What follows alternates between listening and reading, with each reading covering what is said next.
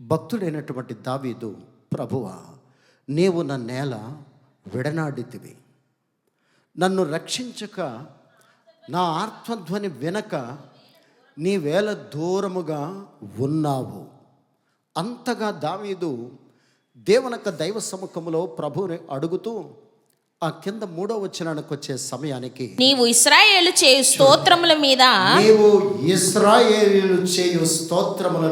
ఆసీనుడవై ఉన్నావు. హల్లెలూయా. దావీదు ఈ 22వ సంకీర్తన మొట్టమొదటి వచనములో తన బాధ అంతా వ్యక్తపరుచుకుంటూ ఉన్నాడు. తనలో ఉన్నటువంటి ఆ భయంకరమైనటువంటి పరిస్థితిని, ఆ వేదనకరమైనటువంటి పరిస్థితిని, ప్రభువు నన్ను విడిచిపెట్టాడు, ప్రభువు నాకు దూరముగా ఉన్నాడు అనేటువంటి ఆ కీర్తన మొట్టమొదటి వచనముతో ప్రారంభించినటువంటి దావీదు 3వ వచనానికి వచ్చే సమయానికి, నీవు ఇశ్రాయేలులు చేయు స్తోత్రముల మీద ఆమేన్. అందుచేతనే ప్రభు యొక్క సముఖానికి వచ్చినటువంటి మన జీవితాల్లో దేవుని కంటండి, పరలోకములో ఉన్నటువంటి దేవునికి భూలోకములో నుంచి ఒక సౌండ్ అనేది ఆయనకి అవసరం అంటండి. ఆ సౌండు స్తుతి, ఆరాధన. ఆమేన్. దేవునికి ఇష్టమైనటువంటి ఆ స్తుతి ఆరాధన చేయడానికి నువ్వు నేను ఇష్టపడితే, దావీదు మొట్టమొదటి వచనములో ప్రభు నాకు దూరంగా ఉన్నాడు, ప్రభు నన్ను విడిచిపెట్టాడు, ప్రభు నా పరిస్థితులన్నీ, ఏ విధమైనటువంటి పరిస్థితుల్లో నేను బయటికి రాలేకపోతున్నానని చెప్పినటువంటి దావీదు 3వ వచనానికి వచ్చే సమయానికి దావీదు ఏం చేస్తున్నాడంటండి? స్తుతి, ఆరాధన. ఇశ్రాయేలుడు, నీవు ఇశ్రాయేలుడు చేయు స్తోత్రముల మీద ఆసీనుడవు. ఈరోజు దేవుని యొక్క పాద సముఖంలో అడుగుపెట్టిన మన అందరి జీవితాల్లో ప్రభువును నువ్వు ఏ రీతిగా స్తుతించడానికి నువ్వు ఇష్టపడుతూ ఉన్నావు? అపవాది యొక్క ఉద్దేశం ఏంటో తెలుసా అండి? చర్చిని సైలెంట్గా ఉంచాలని వాడి యొక్క ఉద్దేశం. కారణం, ప్రభు యొక్క పవర్ పరలోకములో నుండి భూలోకానికి కుమరించబడితే, పరలోకములో ఉన్నటువంటి పరిశుద్ధాత్మ శక్తి, పరలోకంలో ఉన్నటువంటి ఆ పరిశుద్ధాత్మ పవరు దేవునికి దైవ మందిరములో కుమ్మరించబడితే నువ్వు స్వస్థత పరచబడతావు, నువ్వు విడుదల పొందుతావు, నువ్వు విమోచింపబడతావు, నువ్వు ఆశీర్వదించబడతావు. అది వాడికి ఇష్టము లేక చర్చిని ఏం చేయాలనంటండి? సైలెంట్గా ఉంచాలని వాడి యొక్క స్ట్రాటజీగా మనం చూడగలం. ప్రియ క్రైస్తవ సంఘమా, దేవుని యొక్క దైవ సముఖంలో అడుగుపెట్టిన నువ్వు నేను ఏం చేయాలంటండి? ప్రభువా, నిన్ను స్తుతించుచున్నాను ప్రభువా, నిన్ను ఘనపరచుచున్నాను ప్రభువా, నిన్ను మహిమపరచుచున్నాను ప్రభువా. ఎందుచేత? లేఖనమెప్పుడు నిరర్ధకమో కానేరదు.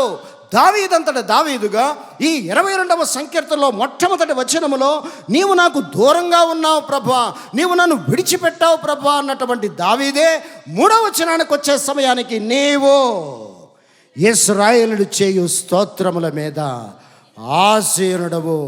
ప్రభు నిశ్చయముగా ఆరాధన చేయించు ఉన్నప్పుడు ఆరాధన ఆయనకి ఏమైపోయిందంటండి? ఒక సింహాసనంగా మార్చబడింది. ఆరాధన ఆయనకి ఒక సింహాసనంగా మార్చబడినప్పుడు ప్రభు ఆసీనుడయ్యే స్థలం అది. ప్రభు మన మధ్యగా పరిశుద్ధాత్మ శక్తితో ఆయన ఆసీనుడైతే నిశ్చయముగా నిన్ను స్వస్థపరిచే దేవుడు, నిశ్చయముగా నీకు కుటుంబంలో ఉన్న శోధనలను బంధించే దేవుడు. ఆ కార్యాలు జరగకుండా అపవాది యొక్క ఉద్దేశం ఏంటంటండి? చర్చిని సైలెంట్గా ఉంచాలని. ప్రభుని స్తుతించేటప్పుడు, ప్రభుని ఆరాధించేటప్పుడు ఆయన సింహాసనాన్ని చూడక రాంగ్ థ్రోన్ను చూస్తూ ఆరాధన చేస్తూ ఉంటారు. సర్వసాధారణంగా మనందరికీ తెలుసు, ఆరాధన చేసేటప్పుడు అనేక మంది నా స్వరాన్ని విని మెచ్చుకోవాలనో, లేదా ఆరాధనలో నువ్వెంతగా ఆరాధనలో నిమగ్నమవుతున్నావో అనేది చూడాలనో, అది ఏ సింహాసనం అంటండి? ప్రభు యొక్క సింహాసనాన్ని చూడకుండా, ప్రభు యొక్క ఆ పరలోకములో ఉన్నటువంటి ఆ త్రోన్ని చూడకుండా, దేవుని యొక్క దైవ సన్నిధిలో అడుగుపెట్టినటువంటి క్రైస్తవ విశ్వాసి ఏం చేస్తాడంటండి? రాంగ్ త్రోన్ని చూస్తూ, వారి సింహాసనాన్ని వారు చూసుకుంటూ, నా ఆరాధన, నా పరిస్థితి, నా ఆలోచన, నా స్వరము, నా పద్ధతులు అంటూ చూస్తూ ఆరాధన చేస్తూ దేవునికి వ్యతిరేకమైనటువంటి బిడ్డలను ప్రేరేపించడానికి వారు ఆరాధన చేస్తూ ఉంటారు. ప్రియ క్రైస్తవ బిడ్డలారా, అది అపవాది యొక్క తంత్రాలు. దురాత్మ శక్తుల యొక్క తంత్రాలు. ఎందుచేతనంటే ప్రభు నీకు నాకు ఇచ్చిన స్వరముతో, ప్రభు నిన్ను నన్ను ఏ విధమైనటువంటి స్వరముతో ప్రభు నిన్ను నన్ను దర్శించాడో ఆ స్వరముతోనే దేవుని యొక్క సన్నిధిలో నువ్వు ఆరాధన చేయి. ఎవరి కొరకంటండి? ప్రభుని మహిమపరచాలని, ప్రభుని స్తుతించాలని, ప్రభుని ఘనపరచాలని, ప్రభుని ఆరాధించాలని. ఎందుచేత నీవు ఇశ్రాయేలును చేయు స్తోత్రముల మీద ఆసీనుడయ్యేటువంటి దేవుడువు గనక నిన్నే నేను ఆరాధించుచున్నాను ప్రభువా, నిన్నే నేను మహిమపరచుచున్నాను ప్రభువా అని దేవుని యొక్క దైవ సముఖంలో నువ్వు ఏ రీతిగా అయితే ఆరాధన చేయడానికి నువ్వు ఇష్టపడతావో ప్రభువు ఆసీనుడు, ప్రభువు ఆసీనుడు. ప్రియ క్రైస్తవ సంగమ, ప్రభు సముఖానికి వచ్చుచు ఆరాధన చేయకుండా ఎవ్వరు ఉండడానికి వీల్లేదండి. దేవదూతలు త్రోన్ చుట్టూ వారు ఏం చేస్తారంటండి? నిత్యము ఆరాధిస్తూనే ఉంటారు. పరిశుద్ధుడు పరిశుద్ధుడు పరిశుద్ధుడని వారు పరలోకములో ఉన్నటువంటి ఆ సింహాసనము చుట్టూ దేవదూతలు ఏం చేస్తూ ఉంటారంటే నిత్యము వారు ఆరాధన చేస్తూనే ఉంటారు. ఆ ఆరాధన చేస్తూ పరిశుద్ధుడు పరిశుద్ధుడు పరిశుద్ధుడని ఆరాధన చేస్తూనే వారు ప్రభుని మహిమపరుస్తూ ఉంటారు. అక్కడ ఎవ్వరూ కూడా వారిని పాట పాడమని చెప్పలేదు. చెప్పారా అండి? ఎవ్వరూ వారికి పాట పాడమని చెప్పలేదు. పాట పాడితే నీకు పాటకింత ఇస్తామని కూడా చెప్పలేదు. కానీ దేవుని యొక్క దైవ మందిరాల్లో పాస్టర్ గారు అవని ఏమండి దైవ సేవకులు పాట పాడండి స్తుతించండి అని అరిచినా పాట పాడడానికి ఇష్టపడరు. ఈ ఫలానా పాట ఫలానా నెంబరు అని పాట ప్రారంభించినా కూడా పాట పాడడానికి ఇష్టపడినటువంటి విశ్వాసులు ఉండకపోలేదు. నువ్వు స్తుతించడం ఎప్పుడైతే నువ్వు ప్రారంభిస్తావో చర్చ్ యొక్క అట్మాస్ఫియరు హెల్దీ అట్మాస్ఫియర్గా మార్చబడుతుంది అంటండి. నువ్వు స్తుతించడం మానేస్తే డెడ్ అట్మాస్ఫియర్గా చర్చిని మార్చేసేవాడిగా నువ్వు తయారైపోతావు. ఇశ్రాయేల్ ప్రజలు మనం చూస్తే 137వ సంకీర్తన మొట్టమొదటి వచనము నుండి కొన్ని వచనాలు మనం చదువుదాం. బబులోను నదుల యొద్ద మేము కూర్చుండి ఉన్నప్పుడు మనము సియోనును జ్ఞాపకము చేసుకుని ఏడ్చుచుంటిమి. వాటి మధ్యనున్న నిర్వంజి చెట్లకు మన సితారాలు తగిలించితిమి. అన్యుల దేశములో యెహోవా కీర్తనలు మన మెట్లు పాడుదము. చాలమ్మా. ఇక్కడ ఇశ్రాయేల్ ప్రజలు ఒకానొక దినాన్న వారు ఆ తంబురలతోనూ వారి సితారాలతోనూ ప్రభువును అత్యధికంగా స్తుతించినటువంటి వారే. వారు పాటలు పాడుతూ ఉన్నప్పుడు అనేక మంది ఆనందభరితులయ్యారు, సంతోషభరితులయ్యారు, అనేక మంది విడుదల పొందారు. కానీ ఇప్పుడు వారికి ఏమొచ్చిందంటే శోధన వచ్చింది. అన్యుల దేశములో మేమెట్లు కీర్తనలు పాడతాం. మాకు శ్రమలు వచ్చినాయి కనుక మేము పాట పాడమంటున్నారండి. మాకు వేదనలు వచ్చినాయి కనుక మా తంబురలు ఎక్కడ తగిలించేశారంటే నిరవంజి చెట్లకు తగిలించేశారంటండి. ఈరోజు ప్రియ క్రైస్తవ బిడ్డలారా, ఎందుచేతనంటే దేవుడు తన శక్తి కలిగినటువంటి నామములో విడుదల ఇవ్వడానికి ప్రభు నీకు నాకు ఇచ్చిన ఇన్స్ట్రుమెంటే మన పెదవులండి.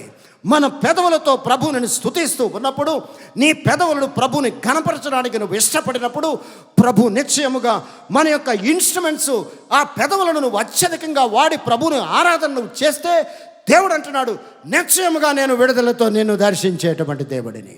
వారు ఏం చేశారంటండి? వారికి ఉన్నటువంటి ఇన్స్ట్రుమెంట్స్ని నిరవంజి చెట్లకు తగిలించేసి శ్రమ వచ్చినప్పుడు అన్యుల దేశములో మేము కీర్తనలు పాడమంటున్నారండి. మాకున్న ఇన్స్ట్రుమెంట్స్ మేము వాయించమంటున్నారు. ప్రభు ఆగుతాడా అండి? ప్రభు ఆగే దేవుడా? మేము పాటలు పాడము, మా ఇన్స్ట్రుమెంట్స్ మేము వాయించమని వారు చెప్పినప్పుడు దేవునికి ఉద్దేశం ఒక దైవ ప్రవచనాన్ని మనం అక్కడ చూడబోతున్నాం.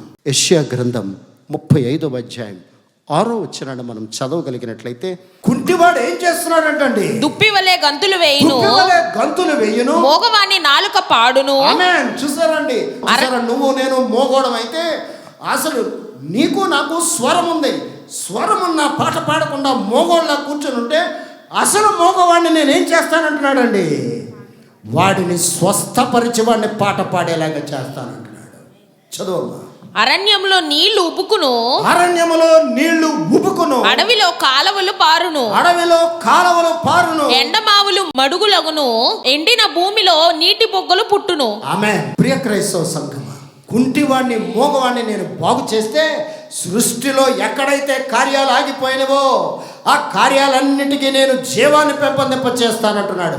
కానీ ఈరోజు నువ్వు దేవునికి దైవ మందిరములో అడుగు పెట్టినప్పుడు నీకు నాకు స్వరం ఉంది. నువ్వు నేను మోగవాళ్ళమైతే కాదు, కానీ మోగవాళ్ళను కూర్చుంటే నీ కార్యాలన్నీ ఏమైపోతాయంటండి? బ్లాక్ అయిపోతాయి. ప్రభు నీకు నాకు ఇచ్చినటువంటి స్వరం అనే ఇన్స్ట్రుమెంట్తో ప్రభువును నువ్వు ఆరాధించేటువంటి బిడ్డవైతే వాడు ప్రభు ఏం చేయబోతున్నాడంటండి? నువ్వు నేను ఆరాధన చేయకపోతే మోగవాడిని కుంటివాడిని నేను బాగు చేసి వాడిని స్తుతించేవాడిగా చేస్తే అరణ్యములో నీళ్లు ఊపుకును, అడవిలో కాలువలు పారును, ఎండమావులు మడుగులగును, ఎండిన భూమిలో నీటి బొగ్గలు పుట్టును, నక్కలు పండుకొనిన వాటి. ప్రియ క్రైస్తవ బిడ్డ, ప్రభు సన్నిధికి వచ్చిన మన జీవితాల్లో మన యొక్క కుటుంబము, మన యొక్క పరిస్థితులు ఎండిన భూమిలాగున్నాయేమో, అరణ్యములాగున్నాయేమో, ఎండ మావులు భయంకరమైనటువంటి పరిస్థితులు ఏలుబడి చేయించినటువంటి పరిస్థితులుగా ఉన్నాయేమో, వాటన్నిటినీ ఉజ్జీవింప చేయాలి అంటే, వాటన్నిటినీ జీవము కలిగినటువంటి కార్యాలుగా మార్చాలంటే ఏం చేయమంటున్నాడండి? స్తుతించడం నువ్వు ప్రారంభించు. నువ్వు స్తుతించకపోతే కుంటివాడిని నేను బాగు చేస్తాను, మోగవాడి నోరు నేను స్వస్థపరుస్తాను. దేవుని దైవ సముఖంలో అడుగుపెట్టిన ఇశ్రాయేలు ప్రజలు 137వ సంకీర్తనలో వారు ఏం చేస్తున్నారు? మేము పాట పాడమంటున్నారండి. మేము పాట పాడము, మా ఇన్స్ట్రుమెంట్స్ మేము వాయించమంటున్నారు. మీరు ఇన్స్ట్రుమెంట్స్ మీరు వాయించకపోతే, మీరు పాట పాడకపోతే కుంటివాడిని నేను స్వస్థపరుస్తాను, మోగవాడిని నేను బాగు చేస్తాను. వారి ద్వారా నేను దేవుని యొక్క దైవ కార్యాలు భూలోకంలో ఇన్స్టాల్ చేయబోతున్నాను. ప్రియ క్రైస్తవ బిడ్డ, ఈరోజు ప్రభు సముఖానికి వచ్చిన నువ్వు నేను ఏ రీతిగా ప్రభుని ఆరాధించడానికి ఇష్టపడుతూ ఉన్నాం? దేవుని దైవ మందిరములో ఒట్టిగా కూర్చోడానికైతే ప్రభు మందిరం కాదండి. దేవుని దైవ మందిరములో నువ్వు నేను ప్రభు మనకిచ్చినటువంటి ఈ స్వరం అనే ఇన్స్ట్రుమెంట్ను వాడగలిగితే ప్రభు అంటున్నాడు, ఎండిన భూమి లాంటి నీ పరిస్థితిని, ఎడారి లాంటి నీ జీవితాన్ని, అరణ్యం లాంటి నీ పరిస్థితిని నేను ఉజ్జీవింపచేసి పరలోక దీవెనలతో నిన్ను దర్శించబోతూ ఉన్నాను. దేవుని యొక్క దైవ సన్నిధిలో ఆ వర్షిప్లో నువ్వు నేను జాయిన్ అవ్వమంటున్నాడండి. ఆ వర్షిప్లో జాయిన్ అవ్వడానికి నీ సోల్ని నువ్వే కమాండ్ చేయమంటున్నాడండి. నేను పాట పాడాలి, ప్రభుని స్తుతించాలి. ఎవరి కొరకు అంటే నా కొరకు కాదు, మందిరం కొరకు కాదు, ప్రక్కనున్న వారి కొరకు కాదు. ఎందుచేత నీకు విడుదల కావాలి, నువ్వు స్వస్థపరచబడాలి, దేవుని చేత నువ్వు ఆశీర్వదించబడాలి, నీ భారాల్లోంచి నువ్వు బయటికి రావాలి, నీ వేదనలో నుంచి నువ్వు బయటికి రావాలి, నీకున్న పరిస్థితులు ఆశీర్వదించబడాలి, ప్రభు మనకిచ్చిన వంశమును ఆశీర్వదించాలి, దేవుడు మన జీవితాల్లో మేలైన కార్యాలు మనం అనుభవించాలి అంటే కనుక ఏం చేయమంటున్నాడండి? దేవుని యొక్క దైవ సన్నిధి హోమ్లో నువ్వు అడుగు పెట్టినప్పుడు నీవు ఆ వర్షిప్లో నువ్వు జాయిన్ అయిపోమంటున్నాడండి. ప్రియ క్రైస్తవ బిడ్డ, నువ్వెప్పుడైతే వర్షిప్లో నువ్వు జాయిన్ అయ్యి నీ సోల్ నువ్వు కమాండ్ చేసుకుని ప్రభువును నువ్వు వర్షిప్ చేయడానికి నువ్వు ఎంతగానో ఇష్టపడతావో, ప్రభు తన స్తుతుల సింహాసనము మీద ఆసీనుడైనటువంటి దేవుడు నిశ్చయముగా మన కార్యాలన్నిటినీ విడుదలతో దర్శించేటువంటి దేవుడు. భక్తుడైనటువంటి దావీదు సంకీర్తన 103వ సంకీర్తన 1-2 వచనాలు మనం చదవగలిగినట్లయితే, దావీదు తన ప్రాణముతో కమాండ్ చేస్తున్నాడండి. నా ప్రాణమా యెహోవాను సన్నుతించుము, సన్నుతించుము, నా అంతరంగమున సమస్తమున ఆర్గన్స్ లారా ఆయన పరిశుద్ధ నామమును సన్నుతించుము. హల్లెలూయా. భక్తుడైనటువంటి దావీదు వర్షిప్ ఎక్కడ చేశాడు? చిన్న కర్ర ఒకటి గొర్రెలు కాసుకుంటూ ఆ కొండల్లో, లోయల్లో, అడవిల్లో, భయంకరమైనటువంటి తుప్పల్లో దావీదు ప్రభుని స్తుతిస్తూ పరిశుద్ధాత్మ అగ్నితో అభిషేకించబడి అనేకమైన సంకీర్తనలు రాస్తూ ఈరోజు నన్ను ఉజ్జీవింపచేసి మన జీవితాల్లో శక్తి కలిగిన కార్యాలు కుమ్మరించబడడానికి దావీదు వర్షిప్ సెంటర్ ఎక్కడ? భక్తుడైనటువంటి దావీదుకి వర్షిప్ సెంటర్ ఎక్కడ? మందిరం లేదే, లేదా ఏసీలు లేవే, సౌండ్ సిస్టమ్ లేదే, ప్రజలు ఎవరు లేరే. ఆ కొండల్లో, లోయల్లో గొర్రెల మధ్యన ఉంటూ ప్రభువుని ఎంతగా మహిమపరచబట్టే ఈరోజు నువ్వు నేను ఉజ్జీవింపబడి అనేకమైన కార్యాలు మనం అనుభవిస్తూ ఉన్నాం. అందుచేతనే ఏ రీతిగా వర్షిప్ చేస్తున్నాం ఒక్కసారి ఆలోచన చేయండి. పరిశుద్ధుడు పరిశుద్ధుడు పరిశుద్ధుడని ఆ ప్రకటన గ్రంథములో దేవదూతలు ప్రభుని వర్షిప్ చేస్తూ ఉన్నప్పుడు క్రొత్త రెవల్యూషన్స్ ప్రభు ఇచ్చాడు. నూతనమైన కార్యాలు ప్రభు కుమ్మరించేటువంటి దేవుడు. ప్రభు మనకిచ్చిన వెపన్ వర్షిప్. ప్రభు మనకిచ్చిన వెపన్ స్తుతి, ఆరాధన. నువ్వు స్తుతించడం ప్రారంభిస్తే వాడు పారిపోవడం ప్రారంభిస్తాడు. నువ్వు సైలెంట్గా ఉండడం నువ్వు ప్రారంభిస్తే వాడి కార్యాలే నీ జీవితంలో ఇన్పుట్ చేయడం ప్రారంభిస్తాడు. అందుచేతనే దేవుని దైవ మందిరం అనేది సైలెంట్గా ఉండడానికి కాదు, దురాత్మలు పారిపోవాలి, చీకటి శక్తులు బంధించబడాలి. అందుచేతనే వర్షిప్ చేసేటప్పుడు ప్రభుని మాత్రమే నువ్వు స్తుతి చేయి, ప్రభుని మాత్రమే ఆరాధన చేయి. ప్రభు నువ్వెంతగా గణపరుస్తావో మన కార్యాలన్నీ చేసేవాడు ఆయన. అటువంటి కృప ఆ పరిశుద్ధాత్మ దేవుడు మనకందరికీ అనుగ్రహించును గాక. ఆమేన్.